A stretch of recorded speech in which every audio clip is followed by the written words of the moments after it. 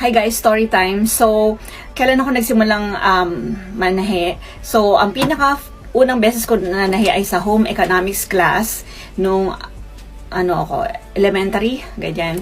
Tapos, next is high school. Pagkatapos nung after ng college, nag-aral ako ng fashion design and pattern drafting sa France, sa Esmod.